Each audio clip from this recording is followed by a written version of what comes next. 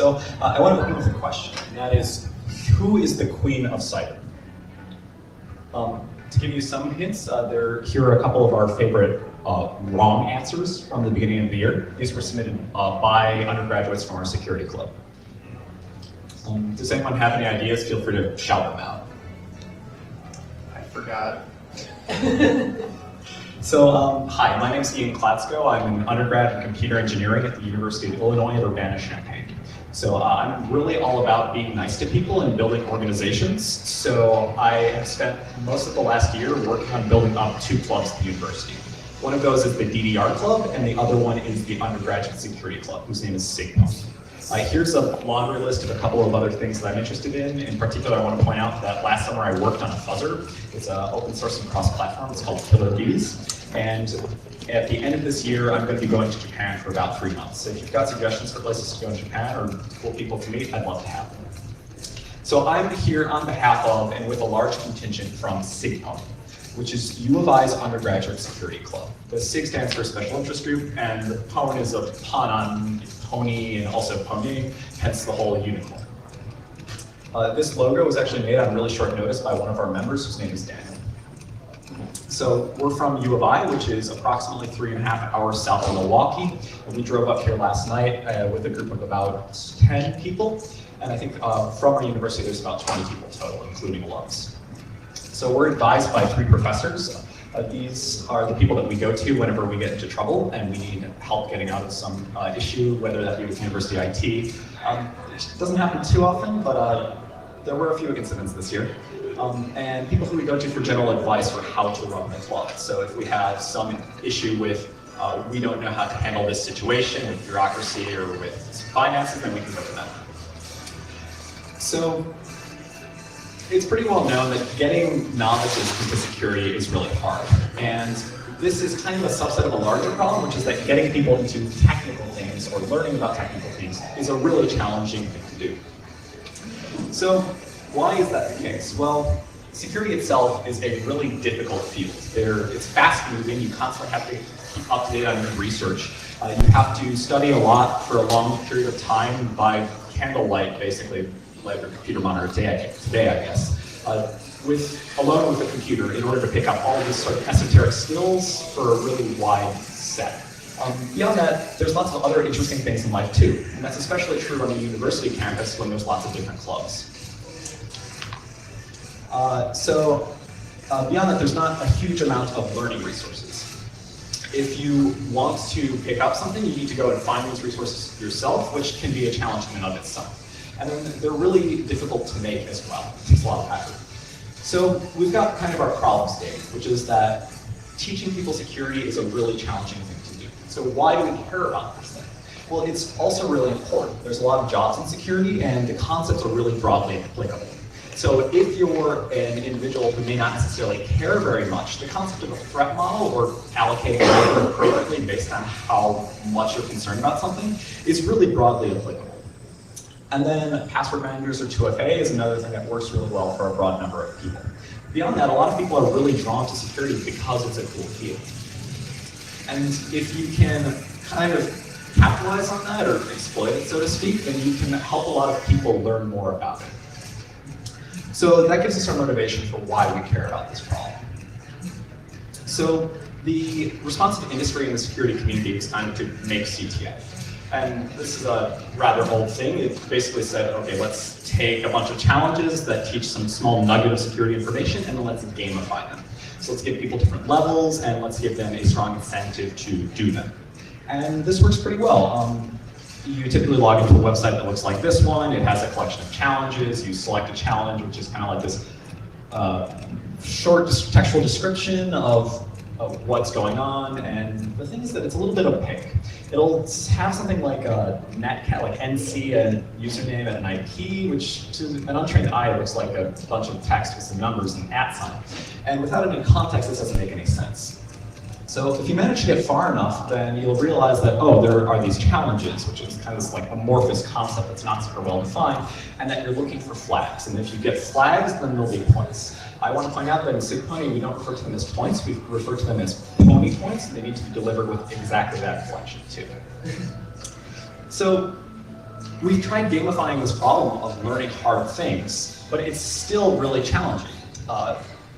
It's a really lonely exercise, and that a lot of CTF challenges you'll solve solo, and then you won't actually take too much away other than what you can do yourself. And this can be really demotivating for people. So let's go back to CypherCon. So CypherCon is a club. It's a group of young people. If you look at schools like RPI or CMU, CypherCon doesn't really hold a candle to their really cool accomplishments. They regularly send a lot of people to DEF CON CTF every year. They'll place at the top of CTF leaderboards. They have really cool research output. They spin off companies that do cool things like win DARPA's Cyber Grand Challenge. Strictly speaking, the company came after the challenge. They'll publish entire classes that are dedicated to binary exploitation and just throw it up on GitHub for anyone to do. This is all really cool stuff, and CypherCon had some like individual projects that were impressive, but nothing that really was a team effort. So I was talking with Paul, who is another senior from our school, and he and I went out after our last meeting where we traditionally watch hackers together. Now, 4 people came to that meeting total, and Paul and I were out getting food, and we were talking to each other about, hey, why aren't there more people here? Why aren't more people drawn to come and work together and play together? You know, it seems like CypherCon is not that good, and I want it to be good. So that naturally leads to the question of how can we make it better? So that then becomes our big question for the year. Okay, so we concluded that the core unit of CypherCon was the weekly meeting, and that if the meetings weren't good, then the club wasn't good. And the meetings weren't good. They were not fun. They were really long, like maybe 90 minutes. One person would talk alone without any actual interaction with people, and then you'd be kind of thrown off the deep end to go and try and solve challenges. And this is a way for some people to learn security. In particular, if you have this in context, it's relatively easy.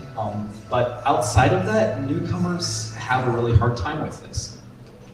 And so if we want to make CypherCon meetings better, we need to make it easier to learn. And the flip side of this is that we need to get better at teaching. Okay, so then that's our answer. We know that teaching security is hard. We have this basic unit of a meeting. We need to focus on teaching better meetings. So that's an easier deal, right? Teaching is education is viewed as this thing that's not super challenging or technically difficult, right?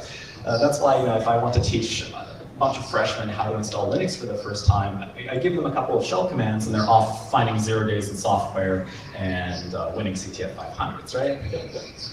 Yeah, it turns out that's not that easy, and this is kind of really, given my 15 years of education that I'm about to finish, really gives me a newfound appreciation for my teachers.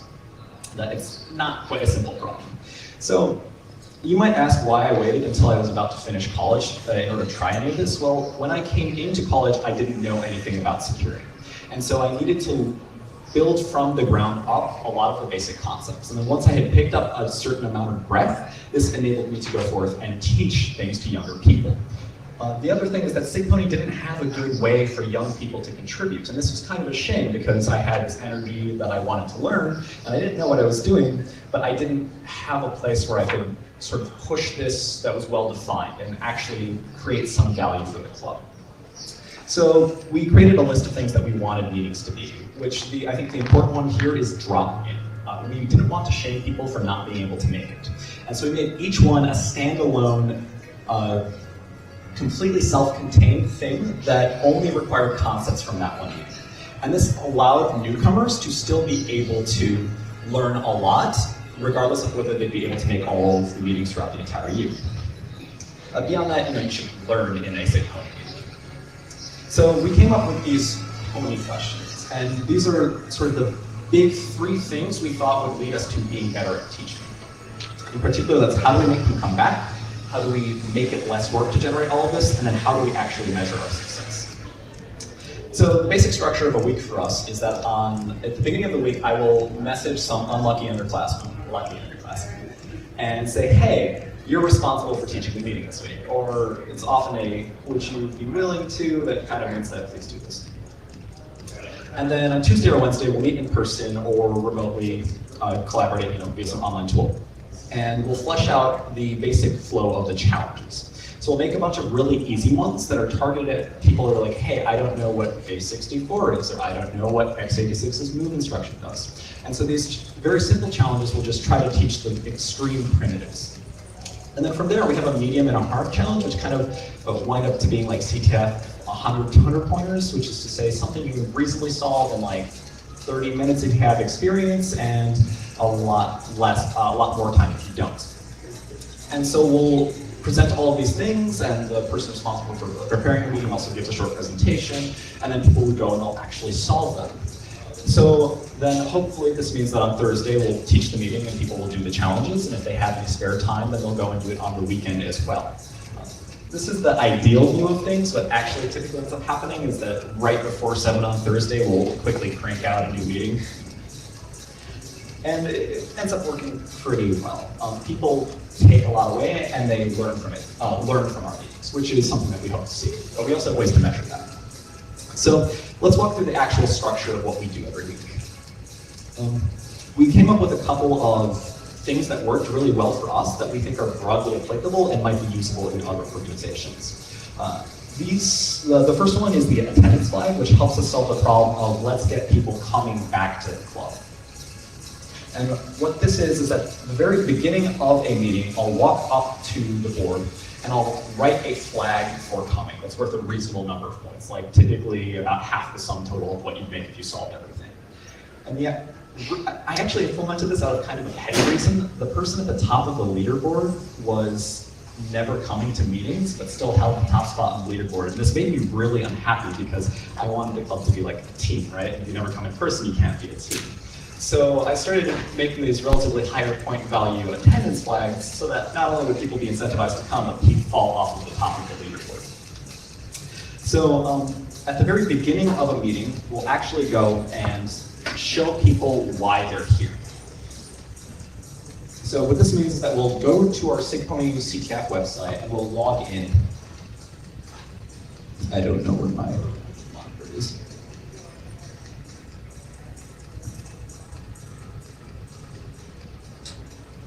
And this ends up being particularly useful for newcomers because they see exactly what the point is of coming right away. And we'll show them, oh, hey, you can go and you can click on a challenge, and the reason why we're here is to do challenges, and then submit a flag.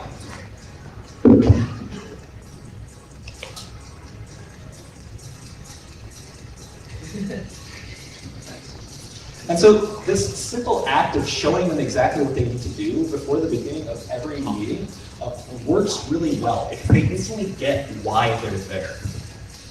And so this does a lot for us in terms of being able to actually, sorry, I lost my notes. This is really useful for us in terms of helping newcomers understand the reasoning threshold.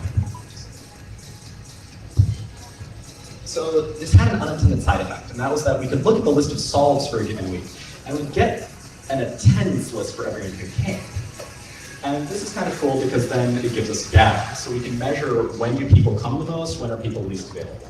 And you'll notice that there's a whole bunch of lows whenever we have midterm week, and that there's a whole bunch of highs predictably at the first meeting when all the freshmen come for the first time, and whenever we have an external speaker coming.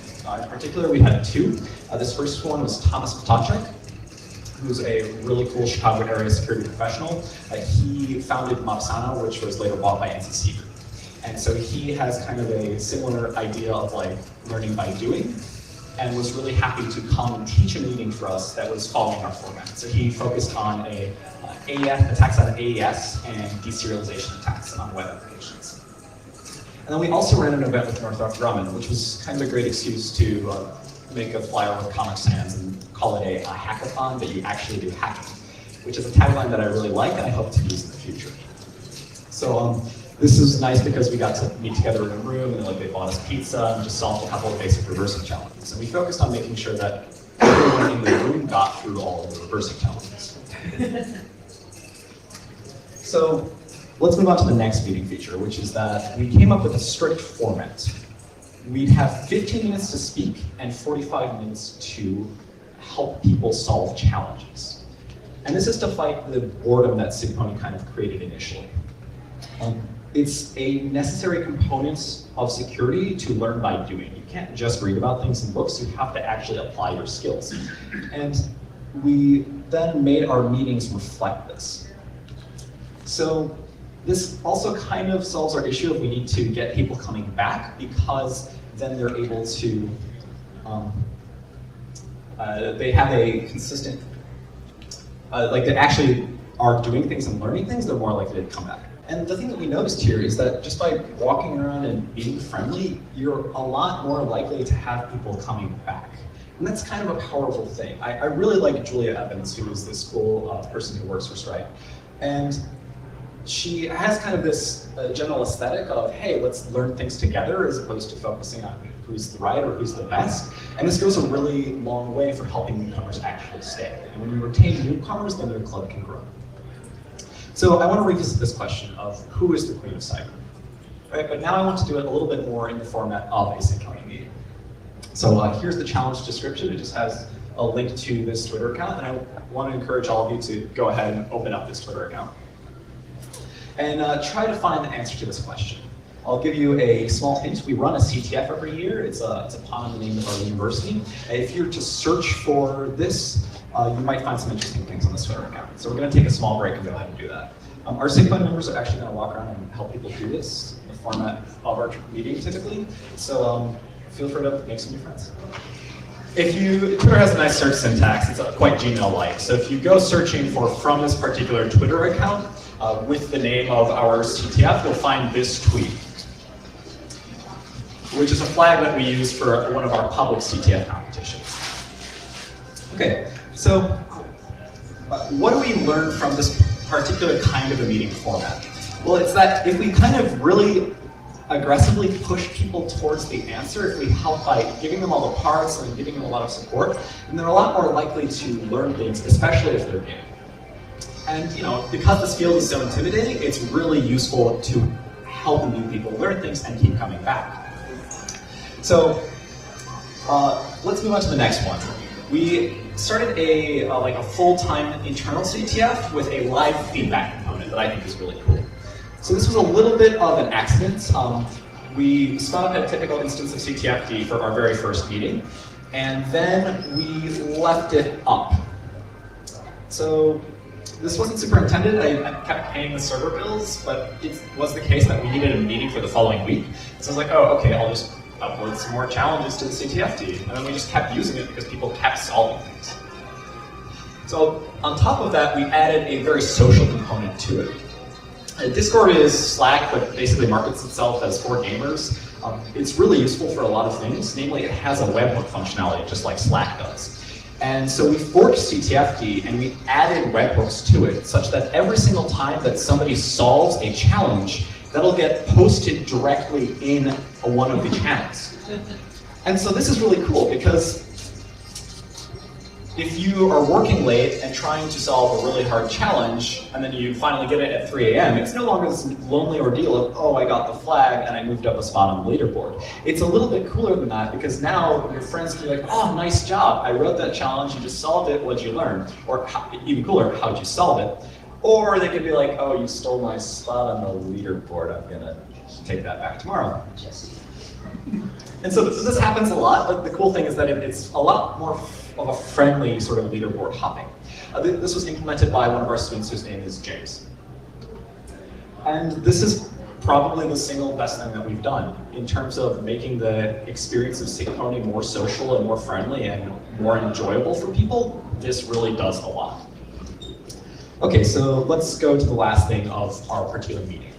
We decided to document a lot of things. So Synchrony's seniors graduate and academic clubs have a lot of churn, so we wanted to have some way of a cohesive club identity. And this goes back to our pony question of how do we create less work for us in the future. So we're investing all of this effort. If we make some documentation for how to do things, then it'll expedite the process in the future. So for example, we have some pages up on our wiki that demonstrate, okay, this is the formula you follow for making a meeting. And if you follow all these steps, then you'll be able to pretty quickly make something that can be reused in the future. And so that's where canning meetings comes in, canning your boxing, your packaging. We'll sort of we had this issue where we would constantly recreate meetings every single year. And this was a lot of wasted effort. But then we thought, hey, what are the actual core things that you need to reproduce a meeting? And we settled on sort of these three. And so that if we can just make that in a nice small format, then we can really easily reuse this in the future. So there's another useful aspect here. I have this thing I like to call Minion Recruitment, which is where students can get actual university credit for doing research projects with professors. This is the benefit of being on really good terms and having a good working relationship with professors, is that we can sign up all the freshmen so that they get a grade for CypherCon work. And this is really useful because now they have a bigger stake into actually doing things and coming back. I get to do things like, hey, can you do this unit of work? And then if they don't do the unit of work, they don't get a good grade. So they've got a strong incentive to keep doing Synchrony things. This also kind of solves our earlier problem of Synchrony didn't really have like a defined structure for young ones to contribute. But now with this, there's a very clear path of, oh, I want to do something cool. I want to learn about this topic. How can I do it in a way that's more fun and more social? So we created basically same deal, documentation to box up these meetings and a text format that's based on YAML and just feeds right into our blog format. So all a student has to do is update this text file with some information according to this small how-to-do list, and then it'll render really nicely on the website and just give them, okay, as the person who's running the meeting, this is what you need, and then there's the email blurb, and you can just send this out. And we put these all up on our website. So if you're interested in, if you are affiliated with running any sort of security education that teaches, and you need a presentation on short notice, you can please feel free to grab them from our site. They're designed to be reused, and we'd be really happy to see other people getting value from our work. I also want to shout out a program called HACS, which is run by the company I worked for last summer, GRIM. This is sort of the same idea, where universities will team up into this program, and someone will be responsible for making a challenge every month or so, and then we'll share it amongst all the universities. And so this reduces a lot of the workload of actually designing challenges, because that's really hard.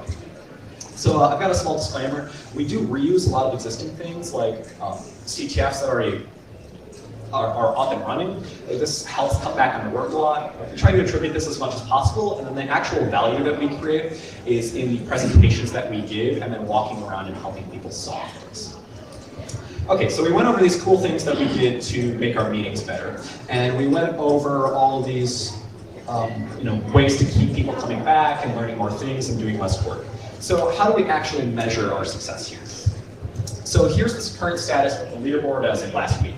These are the top 10 players. You'll notice that some people came way in mid-January or even mid-March and still managed to climb into the top 10 relatively quickly. I want to also congratulate the 3 people who came to the most meetings, because I think this is an important metric as well. This is one of those useful side effects of collecting the attendance lines. Thomas and Jesse are both here today, so they're really friendly, and well, one of them is really friendly. And so please talk to them and get to know them, because they're really cool people. So here's a zoomed-in view of 1 week of our CTF. You'll notice that here's Thursday at 7 p.m., which is our traditional meeting time. But this is Friday night. And this is Sunday and Monday and Tuesday. That's halfway between Monday and Tuesday and Wednesday. So this made me really happy, because this was an example of, oh, people are actually working on things on their own time. And that was kind of the whole point of putting all of this effort into making better meetings, so that people would get into this and that they would want to learn. The other cool thing is that you'll notice that people will stay after the 1 hour of the meeting, which meant that they actually wanted to solve the problems. And that was another thing that made me really happy. A side effect of collecting attendance data is that we get an average number of people over the course of the year. So back the year prior, it would get to be the last meeting of the semester, it would be me and 3 other people. Just, people who were really, really dedicated and didn't get scared away. But here, we've now had an average of 18 people, such that our last meeting still draws like 15 or 20 people a semester, even when there's finals coming up. And so I think that that's another example of, hey, we did a pretty good job of making this club way more open to newcomers and helping more talented people get in. However, we also had a couple of, as I like to say, whoopsies. There was an instance. Can anyone tell me what this is?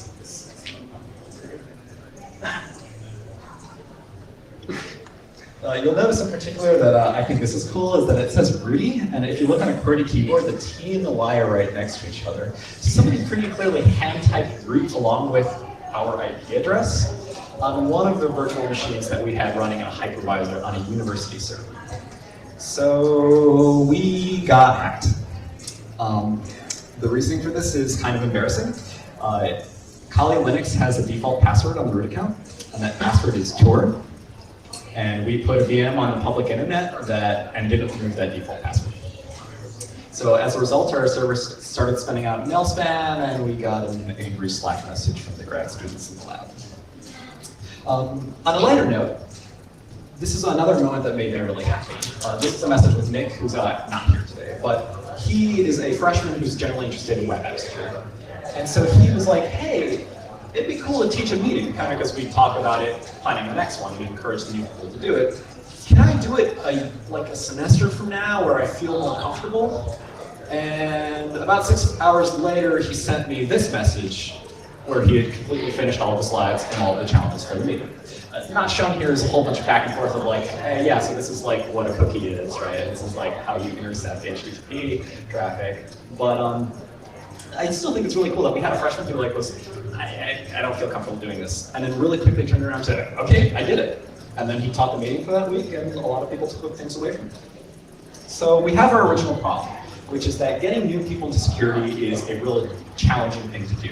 And we have our original answer, which is that we need to get better at teaching meetings. And it turns out this is a really hard thing. We came up with these really cool ways to improve our meetings. We came up with a couple of like important questions to sort of figure out, okay, how are we doing? What are we doing? Is it actually working?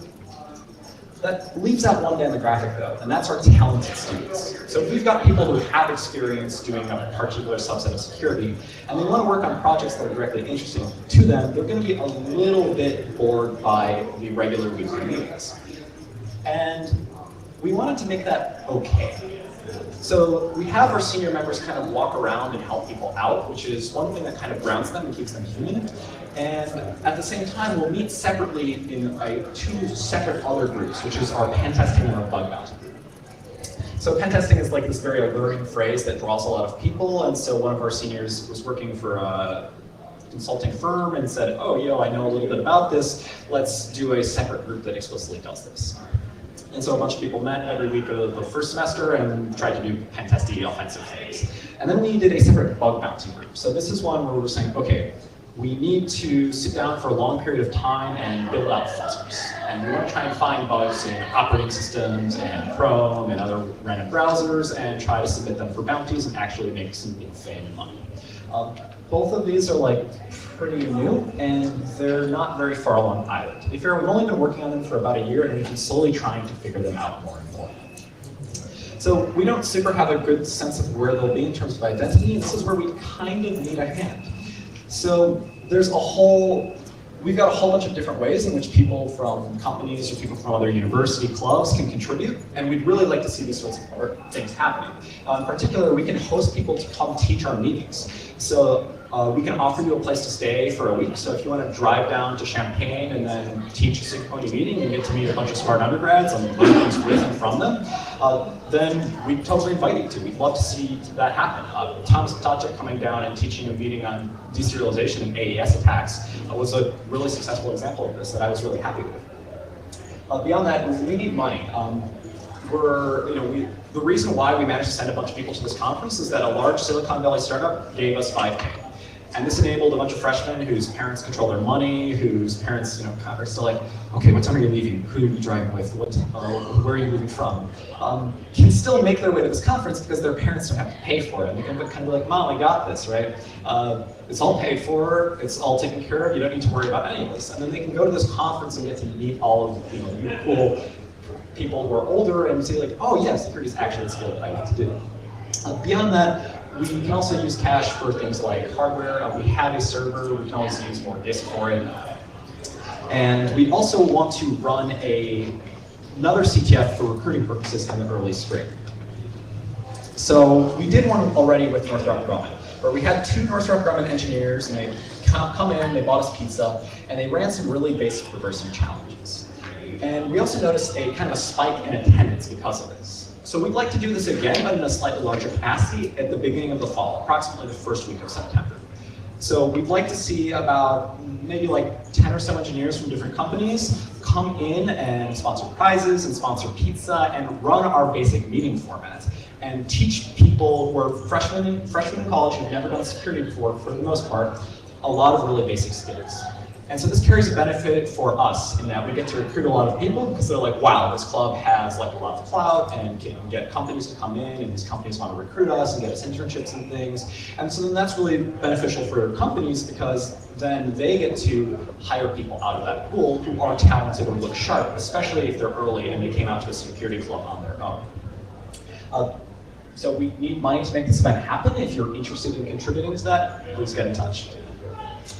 Beyond that, we've gone over all these things. There's a sort of short summary of the important takeaways we've got here. And the first one is that when you make CTF more fun and more friendly, people are far more inclined to do this. And this helps them learn, and this helps your organization grow, and it helps really just make CTF a better place for a lot more people. More people get into security, they get jobs, they get money, everyone's happy. Beyond that, we also noticed that flipping a classroom does a lot. So this is kind of the educational research term for learn by doing. And making CypherCon follow this format of having a lot more focus on the actual working on activities helps people learn and retain things and come back. And lastly, you want to minimize all of the work that you do. So if you are spending all this effort designing a weekly meeting, then you might as well make it reusable in the future, so that future underclassmen who will now be upperclassmen won't have to redesign the entire meeting, but they can take the existing one and make it better. Okay, so where does that leave us? Well, at the end of the day, we have to teach 200 freshmen to use the command line over the course of the semester. And that's kind of not exciting. But a club is really about a lot more than that. If you can make the environment friendly and fun and compassionate, then people will want to come back and work together. And if they want to work together, they'll learn the skills and all of the really awesome stuff will follow.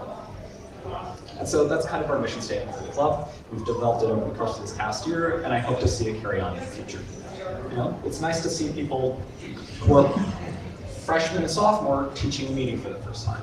It's nice to get together and like legitimately be really happy to be hanging out and learning about TLS at 1 in the morning on a Wednesday night.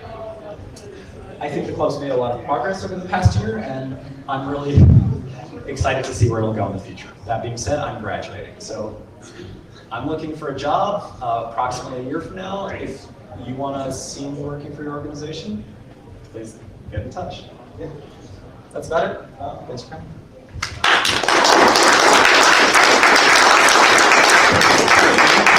What's up? How do you deal with like flag sharing? Do you encourage people to work together and share flags? Okay. So the challenges are relatively easy. It's going to be a lot less than what you typically see in a real CTF. Yeah. And the idea here is that people are new. We don't want to have bad competition. We want to focus on good competition, which is working together, and sharing flags is a problem because they're smaller clubs and people can share how to get them. And so we see a lot of that happen. What's up? So how do you reach out to people? Do you put flyers up? Do you have email lists? Is it done for classes? It's we have one recruiting event that's part of the really big CS club at the beginning of the year. We just go up and say, hey, we hack things, come learn how to hack things. And that draws a lot of people for the first meeting. After that, the only people we get are kind of a slow trickle of students explicitly looking for security. And so that's maybe not the best, because we only really have one big event. That's why we would want to run additional recruiting events with the support of more people. Go for it. So you mentioned giving money. Is there a vehicle for doing that tax-free or something? So yeah, we are, I'm pretty sure we're tax deductible. So donations should be tax deductible, yeah. That's what you meant by tax free, right? Yeah. I'm 22, I still need to learn how to do my taxes. It's the time of year, right? It's due Monday. So, How do you, if you're doing the CTF all year round and you're aggregating those points and your attendance accounts for so many of those points, how do you get those new recruits interested in participating, say, in January, February, March, after there's already been a lot of meetings, they're super behind. I saw some of the jumps in there, but they would theoretically never be able to catch up to, that senior guy that's been going to every meeting because he's not doing anything. Yeah, I don't really have a great answer to that. For the most part, so it depends on what motivates an individual person. The people who are going to start coming later in the year are going to keep coming really consistently. Like Thomas right here didn't come until maybe 2 or 3 months into the first semester, and he's in the top 2 in the leaderboard already. So the other things that we have ways, like writing a meeting gives you a lot of points, and that's part of how Thomas made up having missed all of his meetings, was that he designed one, which not everyone does, and that bumps him up really high in the leaderboard. Also, we escalate points a lot. So the starting meetings are 500 points. The meeting last week was 4,000. So. Cool. Yeah, that was more that we didn't have a cohesive way of assigning points. It's not that important. The reason isn't the point value. Ultimately, the whole point is to motivate people into doing more. And so whatever serves that is the best thing that we can do. So people typically don't care necessarily about being at the top, and if they do, they'll find other ways to do it, like Thomas did.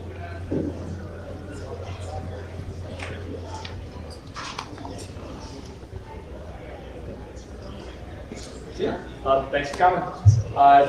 I've got some of these slides and other resources are up at cpony.com. If you want to use them at any of our meetings or submit meetings to us, we'd really appreciate it because it'd be great to see people getting value out of the work that we've created.